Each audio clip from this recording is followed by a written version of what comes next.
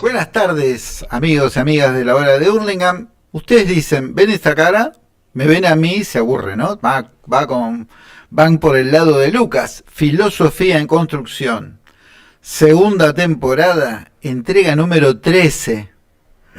Es 13. Hoy ahí va a hablar él, mejor dicho, hagamos, dijo el Mosquito.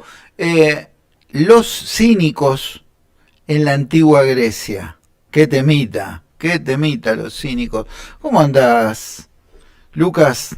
Buenas tardes, Muy caballerazo. bien. Buenas tardes, genio Master ídolo. Vos también vas a hablar acá conmigo, ¿no? No soy el único. Esto es un diálogo, no es un monólogo. Ojo, sí, vos estás incluido. Además porque yo creo que vos conocés a muchos cínicos ¡Oh! y a unos cuantos. Así que podemos conectar por ahí, ¿no? Si has visto gente, si has visto pasar gente. Y además estaría para hacer el título de un libro diciendo yo, el peor de los cínicos. Es El muy peor bueno, de ¿eh? todos. Yo, el peor de todos. Me encanta, es para tu autobiografía o algo así, o la Claro, yo no biografía, tengo, ¿no? encima vos me conocés que no tengo ningún drama, pero ¿qué querés? ¿Cuántos kilos de picante querés que le ponga? Vamos a empezar. Bueno, algo que es muy importante, porque vamos a hablar de los cínicos, así como vos los presentaste, ¿no? Los Ujú. cínicos de la antigüedad. Y ya vamos a aclarar esto de la antigüedad, porque ahora la palabra cínico tiene mala reputación, viste que hoy en día vos le decís a alguien que es un cínico y lo estás insultando, le estás diciendo a una persona que como que no tiene moral, que no distingue, ¿no?, lo bueno y lo malo, que es inescrupuloso, que se aprovecha, ¿no? Que no piensa en el otro, ¿viste? Vos un cínico, entonces si sos un cínico, más o menos uno apunta a eso. Entonces la palabra cínico ahora es una palabra peyorativa, negativa, pero no fue siempre así. Es decir, el origen de la palabra, que nos vamos a meter en la etimología, nos quiere decir otra cosa. Y eso siempre, yo siempre lo aclaro y está bueno mencionarlo, no porque, a ver, a la gente que, no sé, se dedica a la filosofía o ese tipo de cosas, literatura, le gusta ir a la etimología para parecer que sabe. No, sino para intentar entender de dónde vienen las palabras que decimos, qué ideas tienen esas palabras, ¿no? Y por qué algunas palabras predominan o tienen una posición privilegiada en la historia y otras quedan como relegadas o mal vistas, ¿no? Porque siempre, y eso es importante, en el lenguaje hay todo un juego de poder y de política que está bueno sacarlo a la luz, ¿no? Y justamente la palabra cínico entra entre todas esas palabras que la tradición, como nos quiere hacer verla mal, pero que originalmente tenía otro significado, ¿no? Y la palabra cínico viene del término griego cánicos o cúnicos, que significa perro, básicamente, ¿no? Es decir, que de ahí deriva después la palabra can, ¿no? O sea que etimológicamente la palabra cínico habla de los perros. Y justamente un perro no puede ser algo negativo, ¿no? Vos Ah, a un perro le vas a decir algo yo con negativo. me voy a divertir con Tupac, que es el grande y que ladra a la mañana. Voy a abrir la ventana y le voy a decir, vos sos un cínico. No ladres más. Bueno, es que nadie podría molestarse con un perro, con una palabra que viene de perro, de perruno, de canino, si no fuera porque los cínicos, ¿no?, decían, y sobre todo su máximo representante, que es el que vamos a hablar hoy, que es Diógenes de Sinope, que el ser humano tenía que vivir como los perros, ¿no? Y ahí ya se pudre todo, ahí ya se pudre todo, ¿no?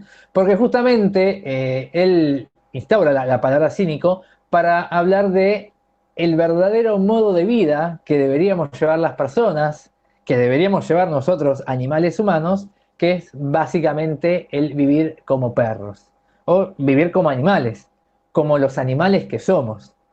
Los cínicos, ¿no?, justamente fueron reconocidos en la antigua Grecia y también en la antigua Roma, que es cuando el término empieza a ser visto negativamente, justamente como aquellos que decidían ideológicamente, ¿no?, racionalmente, lo pensaban y con sus principios, a vivir como perros. Y vivir como perro significaba como renunciar, digamos, a la civilización, ¿no? A la sociedad de su tiempo, a las normas, a las costumbres, a las reglas impuestas, a todo lo establecido, ¿no?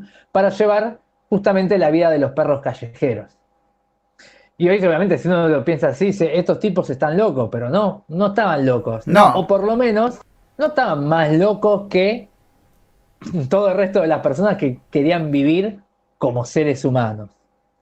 Entonces, en la escuela cínica, el fundador de la escuela cínica, que se llamaba Antístenes, ¿no? Era un discípulo de Sócrates. ¿Se acuerdan del querido Sócrates, por ese que favor. iba por las calles y preguntaba acerca de todo y lo cuestionaba todo, ¿no? Y Antístenes decía, bueno, hay que seguir con esto de que hace Sócrates, de cuestionarlo todo, pero hay que llevarlo más profundamente, porque Sócrates se quedó hasta ahí, ¿no? Y nosotros lo vamos a profundizar más. Y si uno lleva la pregunta hasta la máxima expresión, lo que se va a encontrar básicamente es que toda la sociedad en la que vivimos, todo lo que nos rodea, toda esa normativa, toda esa regla, no es más que una convención humana. Y si es una convención humana, bueno, podemos pensarla de otra manera, podemos vivir de otra manera, ¿no? Básicamente. Entonces, Antístenes, bueno, decide lo que va a ser, digamos, un poco el estilo de vida cínico, que es, ¿no? Dejar todas sus propiedades, renunciar a sus riquezas, renunciar a su posición social, ¿no? A su rol social de propietario, renunciar a la religión, renunciar a la posibilidad de contraer matrimonio y de renunciar a su casa, renunciar a todo lo que tenía, ¿no? Y vivir en la calle. Y vivir en la calle como un vagabundo. Es decir, comer de lo que sobraba, de lo que otros tiraban, o de lo que se encontraba, ¿no? Podemos decir de los tachos de basura, entre comillas, ¿no? Tomar el agua que, bueno, que había en las fuentes, ¿no? Vivir, vestirse con unos trapos viejos, hacerse un techito para vivir, ¿no? Vivir absolutamente con lo mínimo, justamente para, de alguna manera, demostrar que el camino, decían los cínicos, hacia la felicidad tenía que ver con la vuelta hacia las costumbres más animales. O sea, intentar vivir de la forma más espontánea posible, ¿no? Intentar liberar como los impulsos reprimidos por la sociedad, por la civilización, ¿no? Sin lastimar a nadie, porque no eran cultores ni del odio, ni de la bronca, ni de lo que se entiende ahora por cinismo, pero sí entendiendo que nosotros vivimos con la mente moldeada en un estilo de vida que en realidad no es natural al ser humano. Y ellos querían volver a lo natural. Y entonces la vergüenza, la búsqueda del honor, el orgullo, la soberbia, la envidia, ¿no? Todas esas cosas que nos van formando como seres humanitos y que nos van moldeando de chiquitos, ellos la querían dejar de lado y vivir con desvergüenza, decía, ¿no? Como los perros. Y hacían también lo que hacían los perros, como mear en la calle, defecar en público, ¿no? Incluso, bueno, llegaban a estos extremos de por ahí masturbarse o de tener relaciones sexuales como un perro, básicamente, a la vista de todos, ¿no? Pero siempre intentando justamente parecerse a lo que ellos entendían como la esencia humana, que es lo animal, ¿no? Ellos eran muy críticos, ¿no? Y veían, ¿no? La cultura griega y, ¿no? Toda esa cuestión elitista y elevada y privilegiada, ¿no? De la literatura, del teatro, de la comedia, ¿no? De los grandes filósofos, de los grandes pensadores, de la arquitectura griega, ¿no? Y de toda esa opulencia que se vivía en Atenas.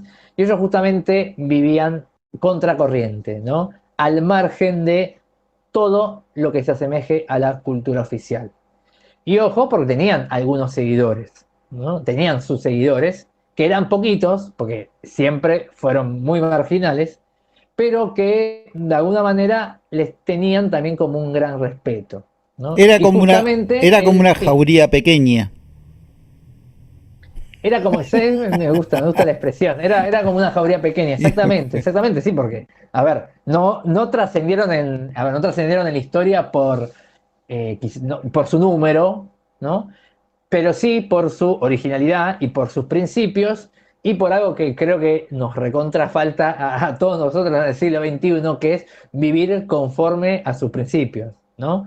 Es decir, no vivir renegando, ¿no? Renegando por una, digamos, una realidad que no tenemos y que nos gustaría, pero vivimos como atrapados en un sistema y entonces estamos ahí como todo el tiempo intentando, ¿no? Un poquito de esto, un poquito de aquello, intentar adaptarse de forma flexible al sistema. No, ellos rompen con eso, ellos dicen, no, mis principios son otros y si ellos me dejan totalmente fuera de la sociedad, bueno, lo voy a hacer con orgullo. Porque para ellos lo que se jugaba no era poca cosa, sino que era justamente la búsqueda de la felicidad. Esa que que siempre la felicidad es un tema que a los griegos les era muy recurrente.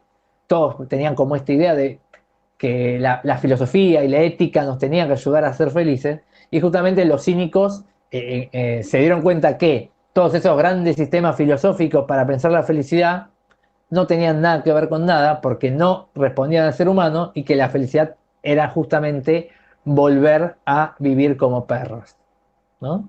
Ahora, yo, mientras vos hablabas, dos temas. Yo digo, debería haber sido una sociedad asquerosamente corrupta y desigual y reventada para que un filósofo diga, tengo que romper con todo para llamarle la atención a toda esta gente porque viven horrible. Punto uno. Segundo, me acordé de un nombre que es San Francisco de Asís.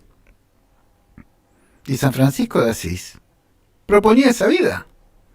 Se sacó todos los privilegios, andaba descalzo, andaba en el bosque, andaba entre los animales, vivía como un pordiosero también, y también, en el caso de San Francisco de Asís, hablando de él como persona, no como objeto del pensamiento mágico, también iban y le decían, che, mirá, comportate, vestite de otra forma, mañana viene el Papa, a verte. Claro, había un contraste tan grande, el tel que andaba en el bosque así nomás, es lo mismo, sí, pero yo pensaba, debería haber sido una sociedad demasiado, muy reventada, para que alguien diga, exploto, no quiero saber nada con ustedes, le voy a mostrar que no tengo nada que ver y que voy a vivir como pienso.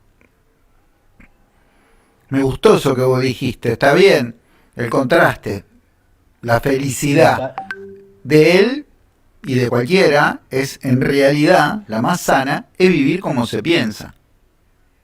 Esa sería la... exactamente. Hay, Exactamente. hay...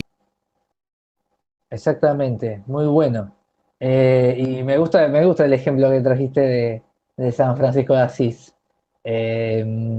Porque encarna un poco esta figura, si bien él lo hace obviamente desde la moral cristiana o bueno, desde otro lugar, ¿no? Pero esto de, bueno, correrse de las estructuras sociales que uno percibe como que injustas y que van, justamente es lo que veía, era que lo que proponía, digamos, Cristo, ¿no? Y lo que suponía que promovía la Biblia no era lo que se hacía en la iglesia, ¿no? Entonces se corta y justamente hace una vida así de mendigo, ¿no?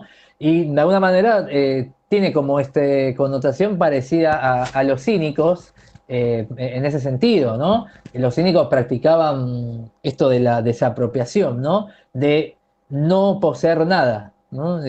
Sino justamente de vivir una vida en algún punto más ligera, no atarse a las cosas, ¿no? Básicamente.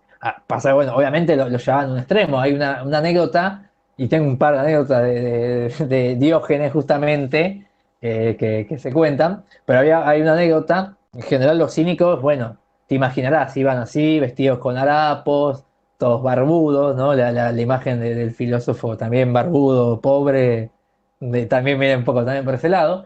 Em, Vos Solían llevar un bastón. perdón, ¿vos te dejás la barba porque querés ir por ese camino? Te- No, ¿Cómo lo corto? pero El igual, tipo está hablando en viste, serio y el chabón lo corta con una joda. no, pero a veces como que esta cuestión de cierto, descuidado hacia lo material, tiene como esta connotación, ¿no? De justamente no darle importancia a lo que a lo material o a lo que pareciera superficial. Pero bueno, no me voy a meter por ese lado. Decía que iban así, con harapos, con un bastón, a veces iban como con un pequeño jarro, ¿no? Cuentan que cuando Diógenes vio a una persona que tomaba agua en una fuente desde las manos, dijo, no, este jarro que tengo es superfluo, ¿no? Es una exageración, lo tiró y tomó agua de las manos. O sea, a ese nivel iba, ¿no? A ese nivel, todo lo que no era indispensable, todo lo que no era absolutamente necesario, ellos se intentaban desprender de eso. Y en esa actitud lo hacían justamente por principios, ¿no? Por ideología, ¿no? Porque apuntaban a eso. Se dice que escribían, igual los cínicos, Diógenes se dice que escribía, pero no quedaron los libros, y lo que sí en general hay son como los testimonios de los historiadores de la época, sobre todo el famoso Diógenes Laercio, que recopilaba esas anécdotas de toda esta escuela que tuvo como su época, su auge hacia el siglo III antes de Cristo aproximadamente, ¿no? Pero que también tuvo sus representantes en Roma también, ¿no? Que tomó mucho de la cultura griega, ¿no? Y justamente hay una anécdota muy conocida, de hecho en alguna de las notas del diario escrito sobre esa anécdota, pasa que fue con tantos años que escribo que no me acuerdo qué año fue y qué me fue, pero si uno lo busca ahí en la página que aparecen todas las notas, que es la famosa encuentro, dicen, entre Alejandro Magno y Diógenes, justamente, Upa. ¿no? ¿Por qué? Porque Alejandro Magno, que sabemos, ¿no? El fundador y emperador del Imperio Macedónico, justamente, que le ganó el Imperio Persa, ¿no? Toda esa parte de Grecia, la parte del Imperio Persa, el norte de África, bueno, que hizo un gran imperio antes del Imperio Romano, ¿no? Por supuesto, ¿no? En ese momento era el hombre más temido y respetado de Europa, digamos, y bueno, del Mediterráneo, por decirlo así, ¿no? Era el emperador de la zona, el hombre más poderoso y el más importante, ¿no? Que de hecho Alejandro Magno, bueno, fue estudiante de Aristóteles, bueno, tiene como una formación filosófica muy importante, y que justamente le interesaba la filosofía. Entonces se cuenta que Alejandro Magno recibe la noticia de que había un grupo de sabios, y entre estos Diógenes justamente, que eran grandes sabios que vivían ¿no? En la desprotección absoluta, en la desposesión, ¿no? Vivían en la calle, ¿no? Entonces Alejandro Magno, dicen que le dio mucha curiosidad en lo que le contaban sobre estos filósofos, y entonces viajó justamente hasta donde estaba Diógenes para ir a charlar con él. O sea, a ese nivel estamos hablando de ¿no? el emperador del Imperio Macedónico, que fue a buscar un filósofo que vivía en un barril, básicamente, ¿no? O sea, a ese nivel, pero es lo que cuentan los historiadores, o sea, que realmente pasó. No te estoy dando acá no te estoy vendiendo sofistería, ¿no? Es lo que se Salió, cuenta pero que pasó. eso no salió en Instagram. En Instagram, y no se sacaron selfie, pero y es más, Alejandro Magno tendría su Instagram, su Twitter, como todos los políticos. Diógenes no tendría ni celular, evidentemente, ¿no? O quizás para hacerse por ahí más rebelde tendría no sé, el Nokia de la Vigorita, el viejo, ¿viste? Como para llamar más la atención todavía. No sé, pero no tendría un celular ni estaría acá hablando con nosotros probablemente. Pero la Se- cuestión es así, ¿no? ¿Y se Sí. sabe de qué hablaron? Bueno, ahí va, ¿no? Justamente llega Alejandro Magno, la comitiva, va hasta donde está Diógenes, ¿no? Y dicen que Alejandro Magno llega donde estaba Diógenes, como durmiendo ahí en su barril, medio que yo creo que el Chavo del Ocho sale un poco también de eso, posta, no te estoy haciendo un chiste, sino de que se contaba esto de que vivían en barriles y cosas así, ¿no? Dicen que cuando Alejandro Magno se le paró enfrente a Diógenes, Diógenes no sé si realmente sabía quién era o no, pero básicamente dijo, correte, que me estás tapando el sol, ¿no? Y parece, ¿no? Parece que cuando Alejandro Magno vio esta escena, ¿no?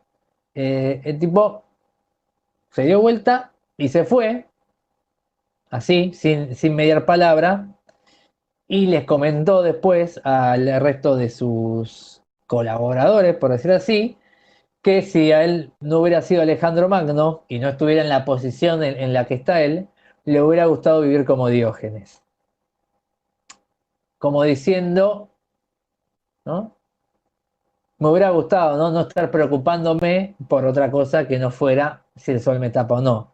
¿Qué me importa, ¿no? ¿Qué me importaría ser el emperador, el que conquistó el imperio persa, el que conquistó el norte de África, el que unió las ciudades-estados griegas y es el hombre más famoso y reconocido del Mediterráneo? O sea, al fin y al cabo, ¿no? Como frente al sol, bueno, somos todo lo mismo, ¿no?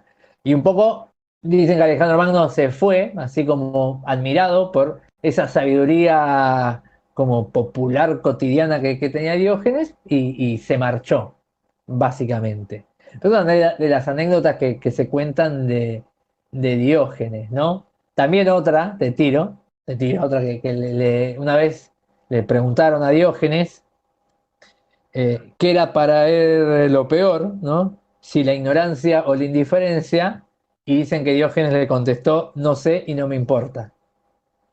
Bueno, obviamente que los personajes está basada en esto, ¿no? En Diógenes de Sinope y los cínicos, por eso tenía Diógenes un perro y linchera.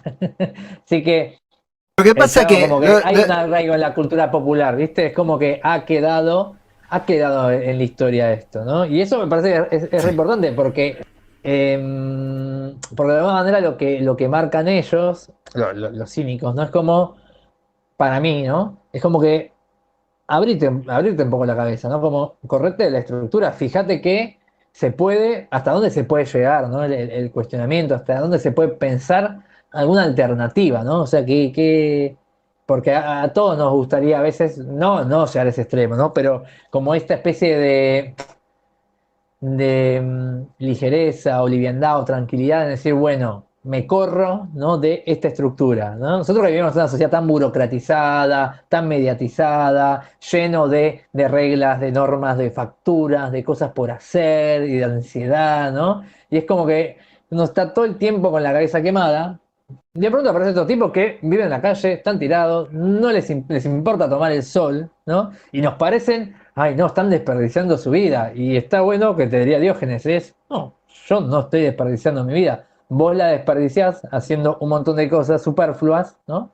Cuando en realidad no hay nada más importante que, bueno, vivir tranquilos, en paz, en armonía, con lo que te da la naturaleza, con lo mínimo necesario, y punto. Y todo lo demás es algo que vos te estás metiendo en la cabeza, o que te metieron en la cabeza, pero que realmente no representa una necesidad humana.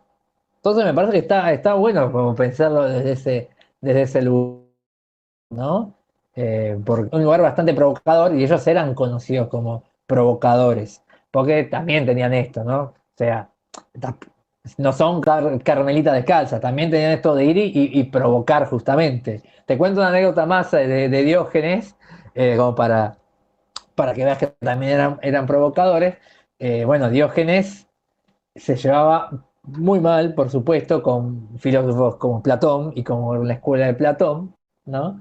Y se cuenta, ¿no? Que los estudiantes o los filósofos que estudiaban ahí en la Academia de Platón habían planteado una definición del ser humano que decía que el ser humano es un bípedo implume, ¿no? Un bípedo sin plumas, ¿no? Habían planteado esa definición.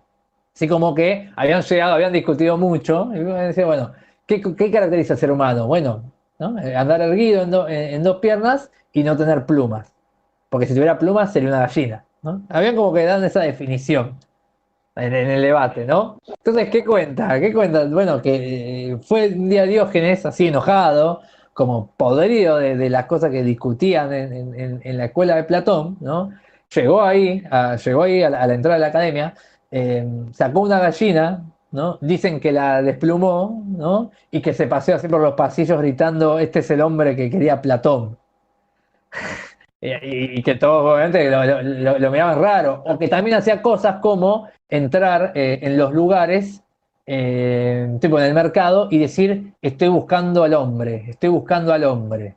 O sea, estoy buscando al ser humano, ¿no? Estoy buscando al verdadero ser humano, ¿no? Y que no lo encontraba.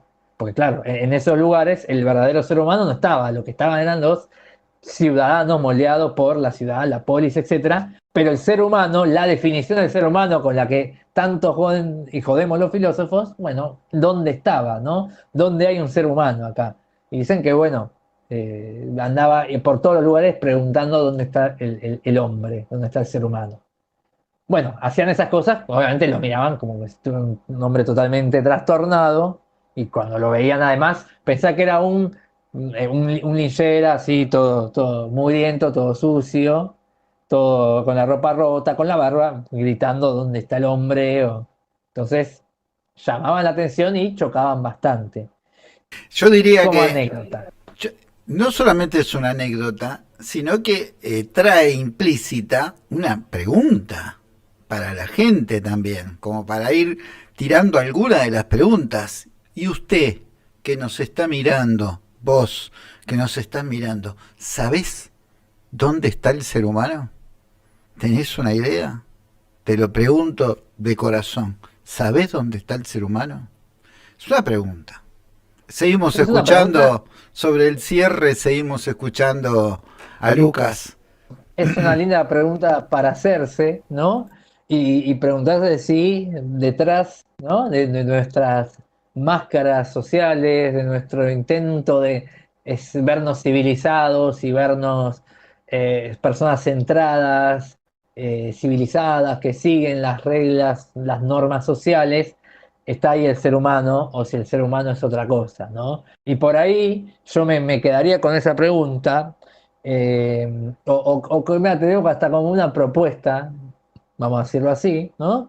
Que es pensar por ahí en qué nos gustaría ser un poco más cínicos, pero cínicos en ese sentido, ¿no?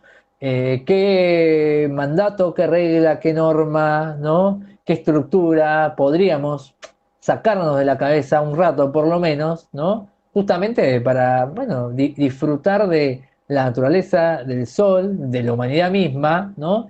Y no vivir la vida tal cual se nos ha puesto entre paredes y se nos ha impuesto, sino justamente verlo un poco a la distancia y bueno, pensar que otras vidas son posibles, ¿no? Ser un poco más cínico, preguntarnos esto, ¿en qué podríamos ser un poco más cínico, ¿no? Y decir, bueno, fuera esto que no me aporta nada, que no me genera nada, que no me sirve para nada, que me complica la existencia, ¿no? Y dónde buscar un lugar de paso, de armonía o de tranquilidad por fuera de lo que nos vienen imponiendo desde que somos justamente seres humanos, ¿no? Entonces, por eso lo tiro como propuesta, como pregunta y como propuesta, ¿no? Cómo ser un poco más cínicos, ¿no? En una cultura donde todo el tiempo nos están diciendo ponete la máscara y salí a vivir, ¿no? Tal cual te lo dicta la sociedad. ¿En qué lugar nos podemos correr y en qué lugar podemos jugar a hacer otra cosa, ¿no? Tengo que hacer algo. Otra pregunta, ¿y vos qué harías? Buenas noches, gente. Yo me despido. Lucas, despedite. Bueno, espero que estas preguntas que han quedado abiertas nos hagan pensar en qué haríamos, ¿no? Y cómo ser un poco más cínicos en un mundo donde justamente, ¿no? El cinismo es una mala palabra porque tiene un potencial transformador y un potencial cuestionador y contestatario que obviamente al poder no le gusta tanto porque no todos son quizás como Alejandro Magno, ¿no? Que se dio media vuelta y admiró la sabiduría. Evidentemente no, el poder creo que no pensaría de la misma manera. Pero bueno, nos quedamos con esas preguntas y nos despedimos hasta la próxima edición, ¿no? Muchas gracias. Estoy acomodando la cámara mientras hablo. Está bien. Muchas gracias a todos y todas y todos los seguidores de la hora de Hurlingham y hasta la próxima semana. Nos vemos, Marcelo. Nos vemos. Hasta luego, gente. Un gusto tener algún tipo de contacto con todos ustedes. Hasta luego.